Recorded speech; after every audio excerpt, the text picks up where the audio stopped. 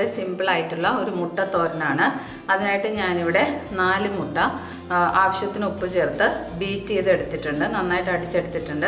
പിന്നെ എടുത്തേക്കുന്നത് ഒരു ഏകദേശം 1/4 കപ്പിൻ്റെ താഴെ നിന്നാലും കുഴപ്പമില്ല. കോക്കനട്ട് തേങ്ങ തിരുമിയത് എടുത്തിട്ടുണ്ട്. അതിലേക്ക് 1/4 ടീസ്പൂൺ മുളക് പൊടി, 1/4 ടീസ്പൂൺ മഞ്ഞൾപ്പൊടി, 1/4 ടീസ്പൂൺ ജീരകം, പിന്നെ ഒരു അല്ലി വെളുത്തുള്ളി എടുത്തിട്ടുണ്ട്. ഇത് നമുക്ക് അരച്ചെടുക്കണം. പിന്നെ 2 മീഡിയം സൈസ് സവാള ചെറുതായിട്ട് അരിഞ്ഞെടുത്തിട്ടുണ്ട്. ഇത് ഞാനൊരു ചോപ്പറിലിട്ട് ആണ് അരിഞ്ഞെടുത്തത്. പിന്നെ ഒരു കഷ്ണം ഇഞ്ചി, 3 പച്ചമുളക് വട്ടത്തിൽ അരിഞ്ഞത്, ഒരു 1/2 ടീസ്പൂൺ കടുക്, ഒരു വറ്റൽമുളക്, കുറച്ച് കറിവേപ്പില. ഇത്രയാണ് നമുക്ക് മുട്ടത്തോരൻ തയ്യാറാക്കാനായിട്ട് ആവശ്യമായ സാധനങ്ങൾ. നമ്മുടെ മുട്ടത്തോരൻ തയ്യാറാക്കാനായിട്ട് ഞാനിവിടെ ഒരു പാത്രത്തിൽ കുറച്ച് ഓയിൽ ഒഴിച്ച് ചൂടാക്കാനായിട്ട് വെച്ചിട്ടുണ്ട്. ചൂടായ എണ്ണയിലേക്ക് ഞാൻ കടുക് ഇട്ട് കൊടുക്കുകയാണ്. കടുക് പൊട്ടിക്കഴിഞ്ഞു. ഇതിലേക്ക് ഞാൻ കറിവേപ്പിലയും പച്ചമുളകും ഇട്ട് കൊടുക്കുകയാണ്.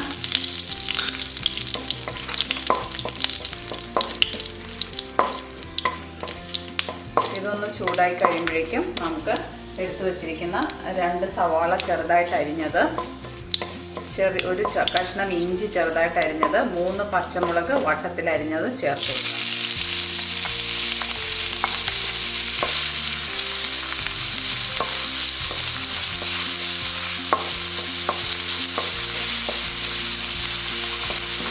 ഇത് കുറച്ച് ഉപ്പ് ചേർത്ത് നമുക്ക് വഴറ്റിയെടുക്കാം.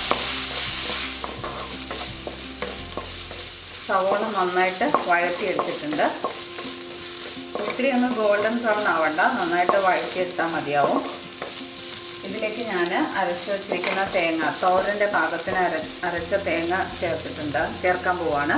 ഇത് ഞാൻ തേങ്ങ, മുളക് പൊടി, മഞ്ഞൾപ്പൊടി, ജീരകം, വെളുത്തുള്ളി, അതിൻ്റെ കൂടെ ഞാൻ 2 പിഞ്ച് കുരുമുളക് പൊടി കൂടെ ചേർത്താണ് അരച്ചത്. നേരത്തെ ഞാൻ പറയാൻ വിട്ടുപോയി. 2 പിഞ്ച് കുരുമുളക് പൊടി കൂടെ ചേർത്ത് അരയ്ക്കുക.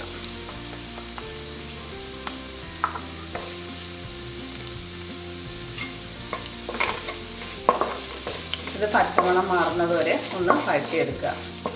തേങ്ങയുടെ പച്ചമണം മാറി നല്ല മൂത്ത മണം വരുന്നുണ്ട്. ഞാൻ തീ ഒന്ന് സിമ്മിലേക്ക് ആക്കിയിട്ട് ഇതിൻ്റെ നടുവിലേക്ക് ഞാൻ ബീറ്റ് ചെയ്ത് വെച്ചിരിക്കുന്ന എഗ്ഗ് ഒഴിച്ചു കൊടുക്കുകയാണ്. നന്നായിട്ട് ചെറിയ തീയിൽ മിക്സ് ചെയ്തെടുക്കുക. സ്ക്രാമ്പിൾ ചെയ്തെടുത്താൽ മതിയാവും. ഇപ്പോൾ ഞാൻ തീ കൂട്ടി വെച്ചിട്ടുണ്ട്.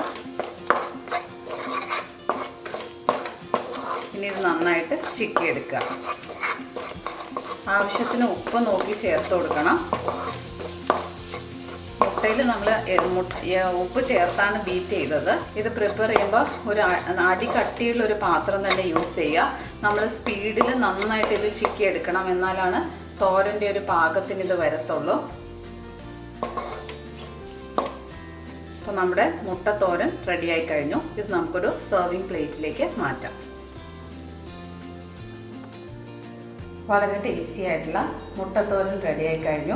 അപ്പോൾ നിങ്ങൾ ഈ റെസിപ്പി തീർച്ചയായിട്ടും ട്രൈ ചെയ്ത് നോക്കണം. വളരെ സിമ്പിളായിട്ടുള്ള ഈസി ആയിട്ടുള്ള റെസിപ്പിയാണ്. നിങ്ങൾക്ക് തിരക്കുള്ള ദിവസങ്ങളിലൊക്കെ ഉണ്ടാക്കാൻ പറ്റിയ ഒരു റെസിപ്പിയാണ്. എല്ലാവരും തയ്യാറാക്കി നോക്കുക. നിങ്ങളുടെ അഭിപ്രായം പറയുക. കൂടാതെ എൻ്റെ വീഡിയോസ് കാണാനും ഷെയർ ചെയ്യാനും ലൈക്ക് ചെയ്യാനും കമൻറ്റ് ചെയ്യാനും മറക്കരുത്. ദയവായിട്ട് എൻ്റെ ചാനൽ മറക്കാതെ സബ്സ്ക്രൈബ് ചെയ്യുക. നിങ്ങളുടെ ഫ്രണ്ട്സിനും എൻ്റെ ചാനൽ സജസ്റ്റ് ചെയ്യുക. Thanks for watching.